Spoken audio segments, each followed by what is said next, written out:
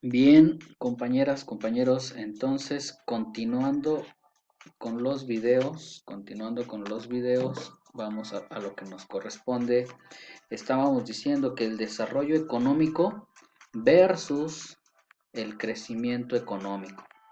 Muy bien. Si ya lo pueden percibir desde el segundo video, ya en el tercer video, mm, Ya en el tercer video, con la maestra Blanca Heredia, eh, lanza una pregunta en el minuto 16. He venido segmentando los minutos, pero no se los he ido dando porque me distraje. Pero ya estando hablando del video número 3, en el minuto 16 del 15, desde el minuto 15, entran en debate el moderador y la maestra Blanca Heredia diciendo la siguiente situación.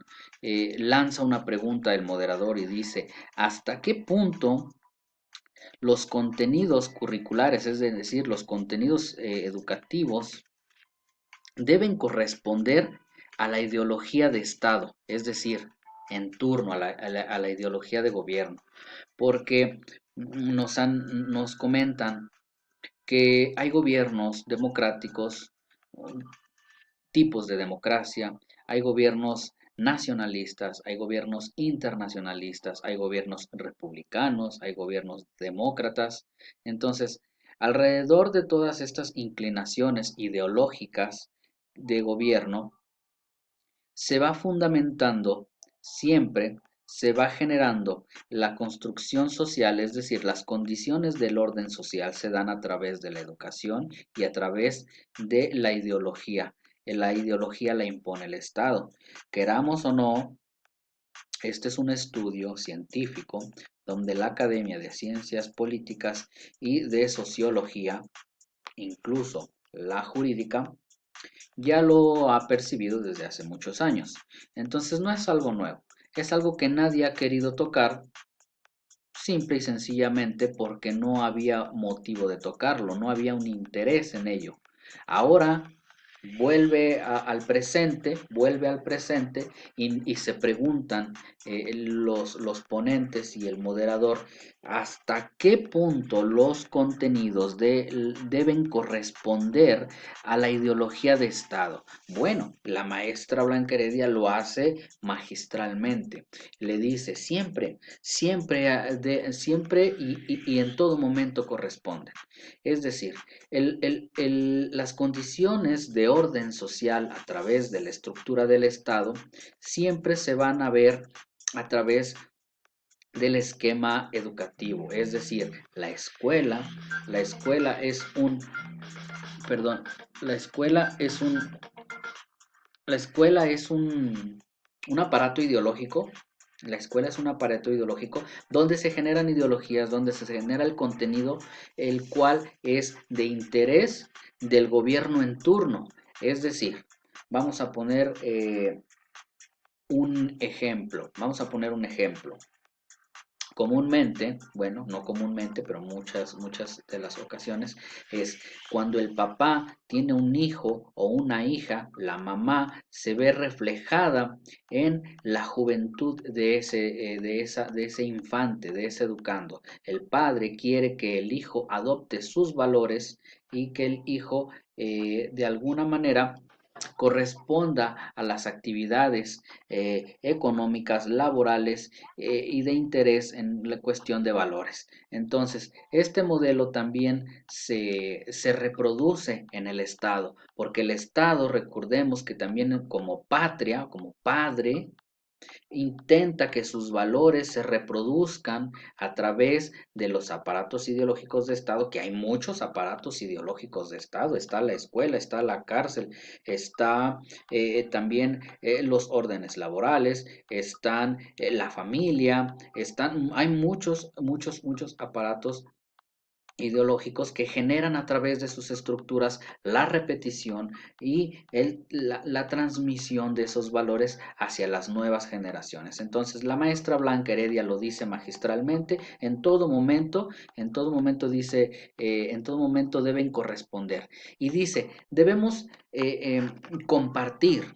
Ella lo dice, pero el moderador y el licenciado Sabino no lo entiende de esa manera. A mí me causa mucha intriga, eh, me causa mucha, pues, pregunta, me causa mucha incógnita, ¿por qué no lo entiende? Son personajes de gran talla que pueden entender los esquemas del orden social y bueno, entonces en este sentido, ¿qué quiere decir? Eh, ¿Por qué el Estado debe generar a través de los aparatos ideológicos la transmisión de valores? Bueno, la maestra Blanca Heredia lo dice correctamente, porque debemos de reconocernos, debemos primero de compartir. Esa es una parte fundamental que también vuelvo a tomar el mismo ejemplo. El padre y el hijo, cuando comparten los valores, cuando comparten el trabajo, cuando comparten su estructura hacia alrededor, su contexto, crean una sintonía. Esa sintonía circula en un orden y ese orden es lo que el Estado pretende generar a través de los aparatos ideológicos de Estado, es decir, que las personas, los ciudadanos, todos estos entes mm, particulares, todas estas personas que tengan el interés de conservar el orden actual, bueno, deben compartir esa ideología, lo quieran o no lo quieran. Es tarea del Estado generar ideologías y conservarlas. ¿Quién lo dice? Pues lo dice Luis Althusser, en algún momento lo dice Marx, en algún momento lo dice Tomás Moro. Todos estos escritores, a través de las parcelas de investigación, lo han definido cada uno en su momento histórico. Incluso el gran Maquiavelo, tan mencionado Maquiavelo y este otro autor que se llama este, Tocqueville, Alexis de Tocqueville, precisamente lo hacen de esa manera. Entonces, en ese sentido, el Estado tiene la responsabilidad de reproducir sus ideologías en su ciudadanía para conservar el poder. Maquiavelo, por otra parte, lo dice de una manera más práctica, porque él más que científico fue práctico. El padre de la ciencia política moderna lo dice, él propone dentro de sus escritos que el príncipe, en su momento el príncipe fue la figura de gobierno más alta, el príncipe debería tener ciertas cualidades para poder gobernar y dentro de esas cualidades era necesario, pues, si bien ordenar o desordenar, gobernar o con el amigo o con el enemigo, pero siempre tener las herramientas necesarias para poder conservar el poder. La idea principal de todo este revuelo es conservar el poder, pero conservar el poder en el sentido de hacer uso de él. El poder se hace, se usa, el poder se ejecuta. El poder como palabra, como objeto científico, como objeto de estudio de la ciencia política, el poder se ejecuta, el poder no se administra, el poder no se debate, el poder se ejecuta. Cuando ya tienes el poder, simplemente debes ejecutarlo. Entonces, tomando este pequeño bosquejo que hemos definido como la estructura que vamos a analizar, debemos decir lo siguiente: cualquier gobierno, sea o no sea democrático, sea o no sea republicano, sea o no sea de izquierda o de derecha, siempre está inclinado hacia reproducir las condiciones de orden social para poder conservar el poder. Entonces la maestra lo hace correctamente. Por su parte, el licenciado Sabino hace un quiebre el cual a mí me deja mucho a desear. Y nos dice, a ver, entonces ella considera que tiene una visión nacionalista, es decir, vamos a conservar los valores nacionales para poder nosotros eh, tener ese sello ante el resto del mundo, ante el resto de países, y ese sello que nos identifica a nosotros como mexicanos y que generemos esa cultura. Pero también tiene razón el licenciado Sabino. La globalización es algo que no tiene vuelta atrás. La globalización es algo, la globalización es algo que está ahí inmerso. Entonces, en este sentido, debemos decir que la globalización como elemento económico, la globalización como elemento económico, debemos estudiarlo con pincitas, porque la globalización es el resultado de echar para adelante el mercado. El mercado funciona, estés o no estés, el mercado funciona y se viene toda una situación de involucrar a los más posibles, es decir, los países, las sociedades y toda esta situación se tienen que englobar. Por eso se llama globalización. Entonces, debemos decir lo siguiente. El licenciado Sabino dice, bueno, si tenemos una visión globalizada, si tenemos una visión globalizada en la cual nosotros correspondemos al orden del mercado, ¿por qué vamos a ser nacionalistas siendo que estamos viviendo en un orden o en las condiciones de orden social de corte eh, eh, eh, internacionalista?